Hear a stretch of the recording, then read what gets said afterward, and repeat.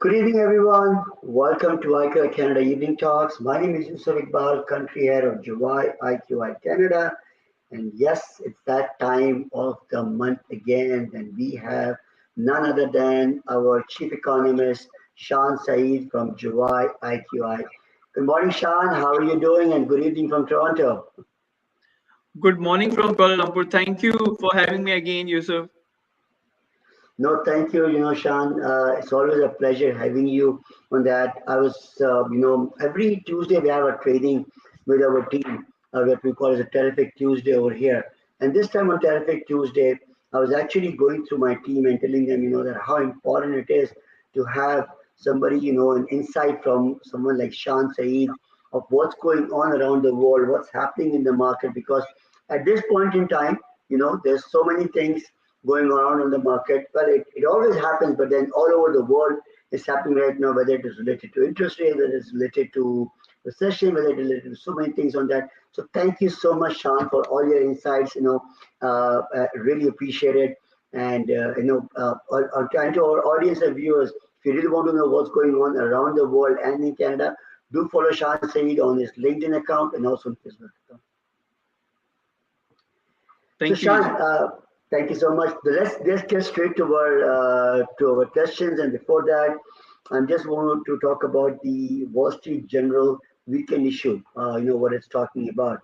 Uh, you know, a massive sell-off in bonds, a plunge in tech stocks. The implosion of cryptocurrencies, the highest inflation in 4 decades. Jeremy Grantham, best known for predicting the market crashes of 2008, gave many reasons to be pessimistic even after the initial bursting of what he called a super bubble. Investors should wait until the markets have hit their bottom to buy, says Mr. Arnott, and that hasn't happened yet, in his opinion. Buy too early and your investments will fall further. Buy too late and you will have missed the best opportunity to make a profit. US stocks still look expensive to Mr. Arnott, the son of pastor who turned a love of computers, math, and research into investment, advisory, business research, affiliates. He is known within his industry as the godfather of smart beta, a, a reference to funds that allocate money based on factors like companies, dividend, payment, sales, and volatility. The problem is identifying the moment of peak fear. When investors have gotten so pessimistic, there is nowhere where there's now like for prices to go but up. So Sean, last week we saw a meltdown in the tech stocks with the big names took massive hit in on the valuation tenth amount of nearly 1 trillion. What can we call bazooka or bloodbath or Armageddon? Thank you, Yusuf. You have picked up very important question. What happened last week was not bazooka, it was not bloodbath, but I think it was a total meltdown. And this is not the first time. If you recall, 20th November 2018, FANG stocks lost nearly $957 billion. $957 billion in 4 years ago was roughly the GDP size of Indonesia. And now, after 4 years, we have witnessed the same. So I think the market will continue to stay volatile. There will be a lot of chaos in the market. So bloodbath and bazooka, they are small words now. Now we are heading towards Armageddon and meltdown, the way the markets are moving. And as you know, day after tomorrow, Fed will have the meeting, and the market is expecting, and we are expecting that Fed would hike 75 basis points next month. And there's another meeting in December, and Fed is expected to raise by 50 basis or maybe 75 basis point. So right now the discount rate is at 3% in US. It is expected that by year end they might touch 4.25 or 4.5, and by next year before March we expect the discount rate to touch 5%.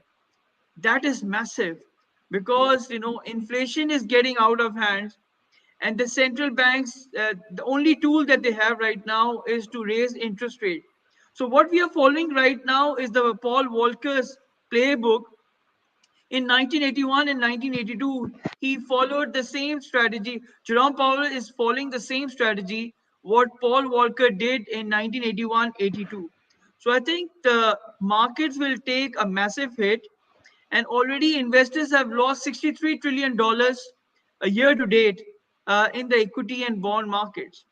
But if you recall history, in 1931, S&P 500 went down by 34%. In 1937, it went down by 31%. In 1974, during the hike of stagflation and recession, it lost 25%. In 2002, when we had dot-com bubble, uh, S&P 500 went down by 26%. And in 2008, when I was in Chicago, it lost again 31%. And this year alone, S&P 500 has lost 25%. And if you go back to 1929, I still remember October 18th and 19th, just in 2 days, it the market went down by 12 to 11%. And Dow Jones Industrial Average went down by 82%. 82%. That was huge. So I think markets will continue to stay volatile. That's why investors are feeling nervous. We have seen sovereign wealth funds, family offices moving away from equities and bonds, and they're going into real estate. And real estate market has been, in some places it has been down, but majority of the places like in Malaysia or in Vietnam or in Philippines, Cambodia, or in Canada, the market is still quite favorable for those sophisticated and smart investors. So I think we can expect further volatility, we can expect further chaos in the equity and bond markets, but there are still crowd, there are opportunities everywhere who still think the market will go up. But as you rightly pointed out, I follow Germany because Germany is quite famous in US, and the gentleman brings huge credibility, and Arnold as well, who is the founder of Smart Beta, that US equity markets are still overvalued, and we expect with recession coming next year, the market will take further correction by at least 10 to 15%. The equity markets are not based on reality, they are based on printing presses unleashed by the global central banks in the last 15 years. And now with Fed and all those banks tightening, we will have liquidity crisis next year. 95 central banks have raised interest rates this year. So the markets will stay volatile for the next 5 to 6 months. Thank you, Sean. Thank you so much. Once again, people are watching us. Welcome to IQI Canada Evening Talk. We are live with Shan Saeed, our chief economist. Shan, that brings me to another question. We're just talking about the bond market. Now, bond market is facing liquidity issue. We have witnessed in the gilt market in UK after September 23rd, mini budget announcement with yields spike. Do you think that more global sovereign bonds will remain under pressure with investors' sentiments staying bearish? Yes, Yusuf, this is a very important question. What happened on 23rd September when the ex-chancellor of UK, he came up with a money budget? That mini budget was very unfunded. There was no plan, and the markets really punished the finance minister for his, I think, irrelevant mini budget. The market of pound sterling went down from 1.12, it went down to 1.05 just in 3 days. 26 September, it went as low as 1.03, but then it stabilized at 1.05. So market went down by 6.66% just in a matter of 3 days. And if you recall Brexit, on 23rd June 2016, pound sterling was trading at 1.51. And on 24th June, less than 24 hours, the pound sterling went down by 10%. It was trading at 1.35. So wherever you have economic policy that has got a huge risk, the markets are going to punish you, because if the markets feel that you don't have a sound economic policy and your economic policy is carrying the growth risk, they're going to punish you. So I think the bond market will continue to stay volatile. If you recall, Andrew, the Governor Bank of England, told the pension funds to get out of the market in 3 days. The gilt market, if Bank of England had not intervened, would have collapsed. So just imagine $1 trillion of gilt market, the bond market in US would have collapsed with a hike in, spike in yields. And then the central bank had to intervene and they had to step in to tell the pension funds to get out of the market. So that was a clear signal to all those players that central banks are in charge, and you cannot, go against the central bank. They are the final authority. So it was a good move from part of Andrew, Governor of Bank of England, that he took that position. Otherwise, it would have created havoc for the bond market. Moreover, I can share with you Harvard Endowment, one of the biggest endowments in US, because I was involved with University of Chicago endowment. I used to raise funds. Harvard Endowment has took a hit of $3.2 billion. $3.2 billion. And I Wow. have been saying all Wow. along that pension funds, endowment funds, institutional investors will take a hit because of this havoc and bazooka in the equity and bond markets. So the first injury has been uh, gone to the Harvard Endowment, unfortunately, although Harvard Endowment has always made money. But this year they took the hit. I think Harvard Endowment is not the last one. Many pension funds, many endowment funds, many institutional investors will take the hit of this volatility in the bond market and equity markets. Excuse me. Thank you, Sean. Thank you so much for answering that question. Once again, we're live with Shan Saeed, our chief economist for July IQI Canada. If you have any questions, any comments, anything you want us to answer, any concerns you have, anything you think, where you would like to have some information, please do drop us a comment, a line. Do contact Team IQI Canada, and we'll be more than happy to connect you with Sean. At least, address those questions in our next sessions as well on that. So Sean, what I like to do is that I like to bring in this chart and talk about this chart from Yes, PIMCO, which is from yes. March 2021 and has been rather correct with the benefit of insight. In which quadrant are we moving now? Towards the top left, which is the stagflationary growth. Yes, Yusuf. Fortunately, those investors who are following us, and in our newsletter in November 2020, we have specifically mentioned that stagflation is going to hit advanced economies. And PIMCO chart validates our call that what we made in November 2020, we were ahead of the mainstream media. We were ahead of many global banks, asset companies, endowments, pension funds, bond managers, fund managers. So at that time, not many people believed us. And they said, Shan is just, creating an outlier. But now everybody is talking about stagflation. People are aware of what is stagflation. Just 11 days ago, I was invited by SIDC, that is the training arm of Securities Commission in Malaysia. That is a regulatory body of the stock exchange. And over there, I was talking about stagflation. I was talking about in April this year, we were talking about recession. And now, just before taking your interview, I was on Astro Avani. I was saying that QE is coming into the market. So if we have seen history since 1960, 85 hikes have taken, and two things have come out very significantly. One is the central banks have stopped hiking rates after the inflation has decelerated from, let's say, from 5 to 4.5%, 10% decrease. And second thing, uh, central banks have cut interest rate right after 7 months from the last hike. So these things are happening right now, and this will eventually happen. QE is coming, so everybody is waiting for the groom. When the groom is coming, so QE5 has become the groom. So now the markets are coming, are waiting when the groom will come, and we will have liquidity again. Because right now the central banks are tightening liquidity.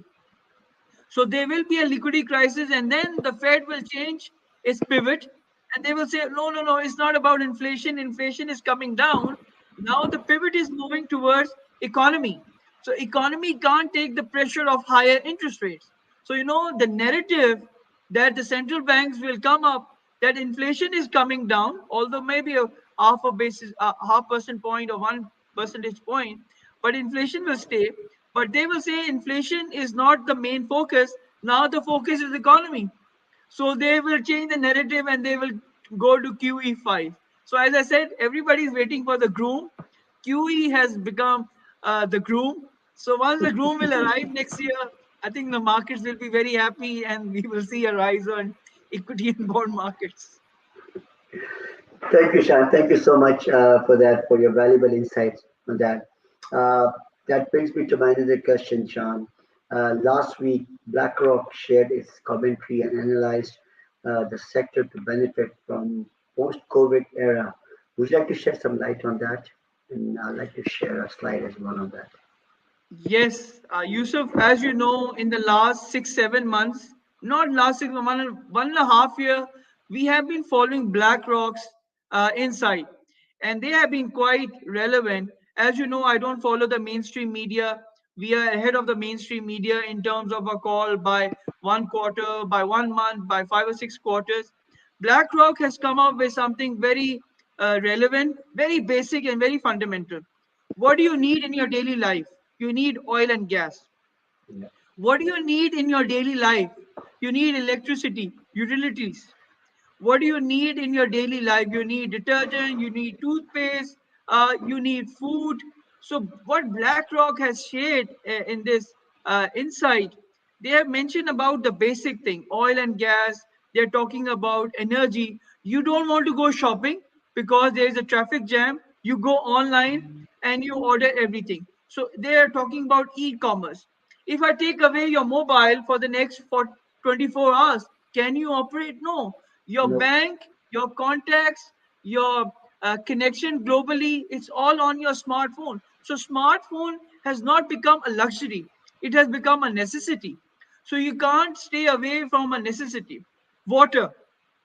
If I don't give you water for the next 48 hours, can you survive? No. 70% of your body is water. So I think BlackRock insights are very valuable. And as I say, these are contrarian insights. And I'm a contrarian economist. I don't follow the mainstream media. I look at the other side of the coin. So there are three sides to every story: your side, their side, and the truth. And at IQI, we try to find the truth. What is going on in the market? What is a contrarian view? So people say looking at one side of the coin is like a microeconomics. I don't follow microeconomics. I follow the macroeconomics. And if you see people who understand monetary landscape, they really understand what is happening in the global macroeconomy. And if you do, I mean, you also understand that the markets right now are expecting a systematic and liquidity risk coming in the next 6 to 9 months because of uh, Fed tightening and central banks tightening. So once you have that, that will create panic, and once the investors will have panic situation, they will go back to these basic and fundamentals thing. And they have also mentioned about some of the basics like real estate as well. So if you understand the markets, the macroeconomics, I mean, it give you a lot of insight. And I have been sharing with press and media in Malaysia. I follow the debt market, the bond market, the fixed income market. If you follow that bond market or the debt market, you understand what is coming into the monetary landscape, the fiscal landscape, how the equity markets will behave, how the commodities will behave, the real estate markets, the currency markets, the fiscal landscape. So it gives you a bigger picture. So if you understand one asset class, that is debt market, you understand all the asset class, whether it's equity markets or real estate market or the commodities market or the currency market. So I think what BlackRock has shared, we also share in our newsletter most of the time. We share insights from JP Morgan, Bank of America, UBS, and BlackRock. So I think these four institutions have been quite relevant, and they have shared a lot of insights that are quite relevant to the market, and markets are following their insights quite closely. So, Shan, very interesting. You just were mentioning a few things. What is the necessity? What's not necessity? So, I just want to share a very small thing which happened like last week when I was in Chicago, talking about the cell phone, that how important the cell phone is. So, while after having dinner, I went to this place to get a cup of tea, and then all of a sudden I don't realize I keep my phone outside. I come out, next door shop goes in, and immediately I realize after 5 minutes that my phone is gone. And then this shop got closed exactly at 9 p.m. And I started freaking out because all my contacts, everything was in my smartphone. And I said, okay, what do I do now? Where do I do it? So I started looking around at a couple of places where it's supposed to be. And then I went back to next door. I said, you know what, can you please try to call this guy out? He said, they're gone, but let me try to find out. But he said, hey, but are you sure you dropped it over here? I said, let's try it. So we tried calling it, and we could see the phone ringing in there on that. I mean, that 1.5 hours of me thinking that if I don't get my phone now and have to wait till 24 hours, it's going to be a panic situation. So you're right. Now things have become unnecessary. But I got my phone after an hour and a half, and then you start realizing, oh, how important it is that we're so much data we've got and so much reliability we've got on this right now. Absolutely. So I have been sharing that your smartphone has become your way of life. It's not a That's right. luxury anymore. It's Yeah. it's part of your life. So if your part of life is taken away, you start panicking and you don't know what to do. Like Chicago is like my third home. When you talk about Chicago, it's very emotional for me because, and you have also shared picture of University of Chicago standing outside Yeah. Bleacher Center. Yeah. So I think yes, I would say smartphone is very important, and you can do a lot of good things with your smartphone instead of watching movies on smartphone. Absolutely. So we're live with Shan Saeed, our chief economist from GY IQI, all the way from Malaysia. I always say that please follow Shan Saeed on LinkedIn, follow him on Facebook. If you really want to know what's happening around the world, just not in Malaysia, but everywhere around the world. And I think it's very important for our smart and sophisticated investors to follow this because we are an advisors.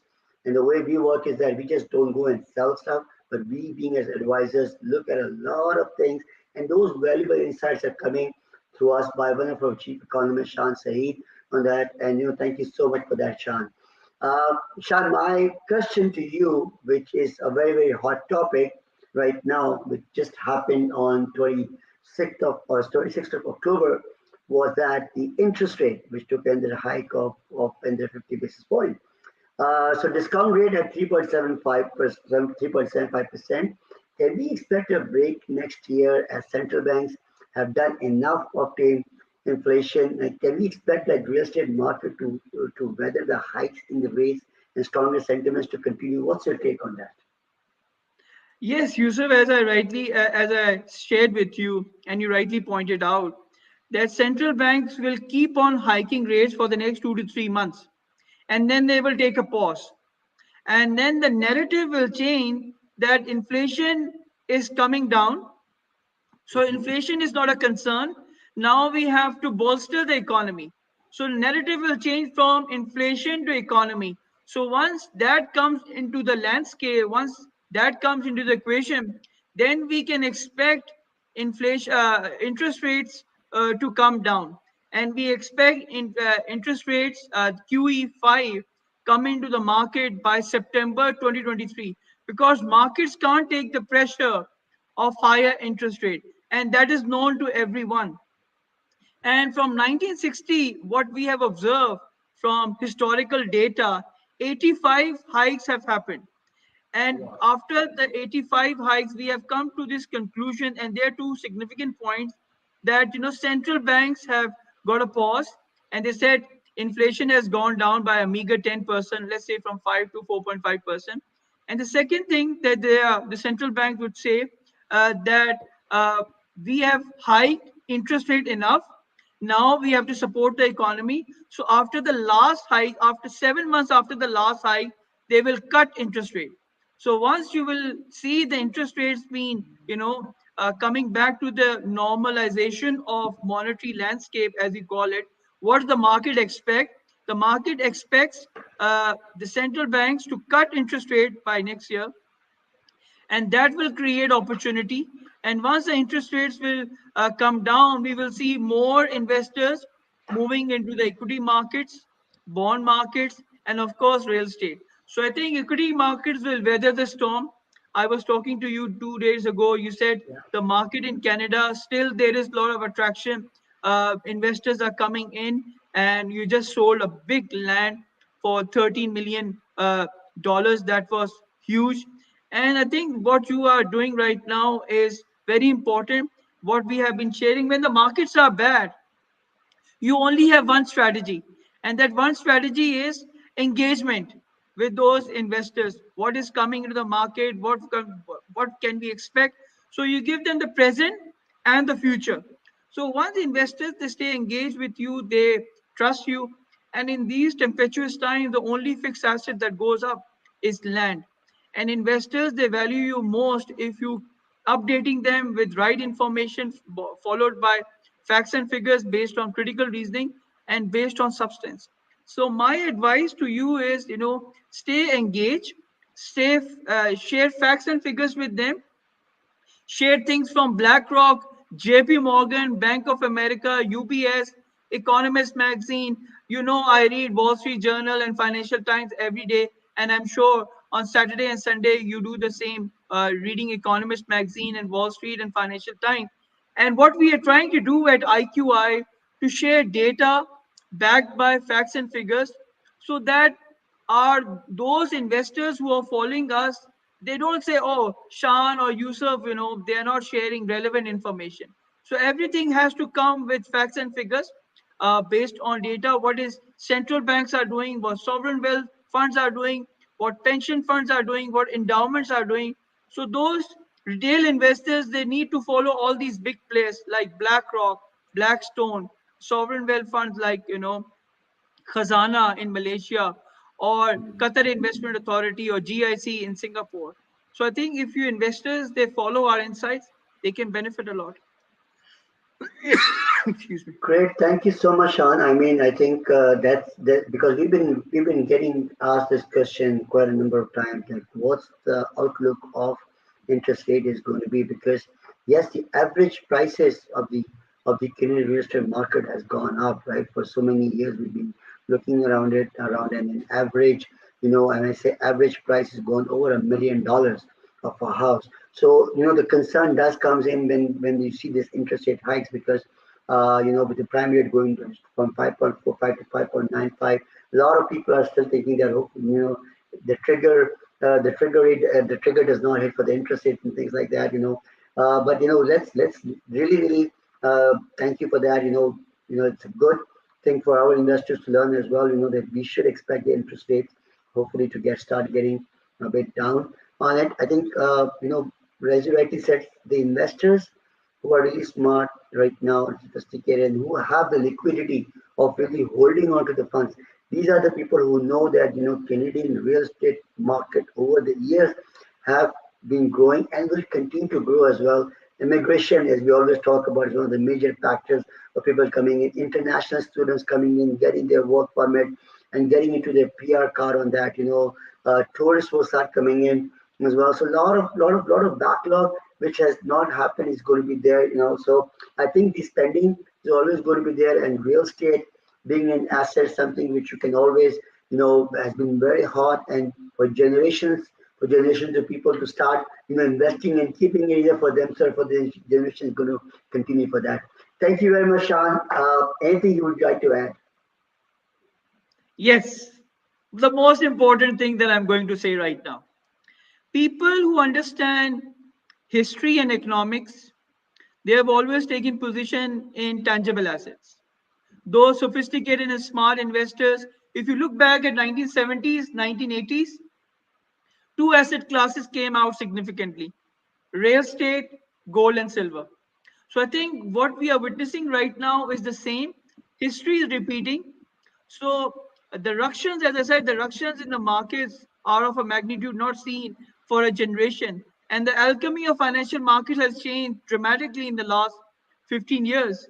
So, real estate, gold, silver, farmland, arts, these tangible assets where you can touch will remain on the global investors' radar. I still remember you told me in 2020 that Shan HSBC rates for real Yeah, estate is 0.99.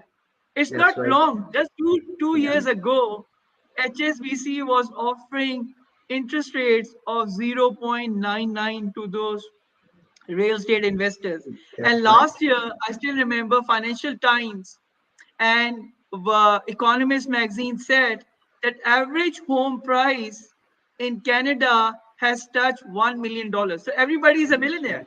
Everybody Yep. is a millionaire. And That's in true. June this year, in Economist magazine, they said if someone has invested $100 in Canadian real estate by 2021, it has gone to $325. Very That true. shows the potential of the market.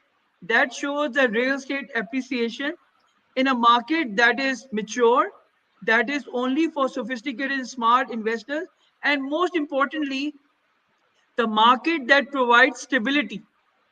Yeah. So I always say that we have shared in our newsletter, invest in property, invest in stability. So this is a new tagline from IQI: invest in property, invest in stability. And when do you want peace of mind? Those sophisticated and smart investors, what they did in 1970s, they're doing the same after 52 years, that they are going into these asset classes: real estate, gold, silver, arts, farmland, agriculture. So I think I would say history, those sophisticated and smart investors who understand history and economics, they have always taken position in tangible asset. Real estate is the new global currency. I have shared in 2015. It is now becoming the talk of all the markets. So I think real estate will continue to be on the global investors' radar. Great. Thank you. Thank you so much, Sean. Always a pleasure having you on the IQI Canada Evening Talks.